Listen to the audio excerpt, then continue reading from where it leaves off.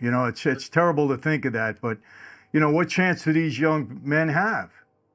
You know, they grew up like that and they don't know anything better. But you see, you're so right in one thing. Many years ago, I think it was in 1998, I was working with Major League Baseball.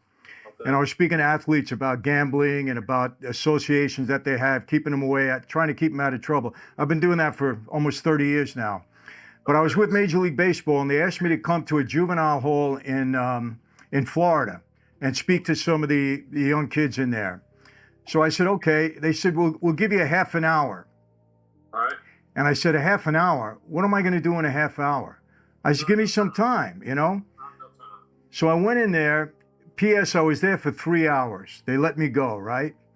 And it was about maybe 15 kids, and I seen that I really got to them. They were around me, and we were talking, asking questions. It was one of the greatest experiences I had. It was one of my first. I spoke to a lot of young ones in prison, but this was a whole group.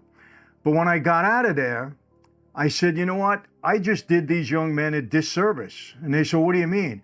I said, there's nothing else I can do for them. I just talk to them, I get them on a high, and then I leave, and they go back to the grind.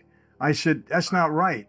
I said, we have to have a follow-up program so that if I'm giving them this information, we can now send them someplace so we can participate with something that can give them help and get them out of the situation that they're in.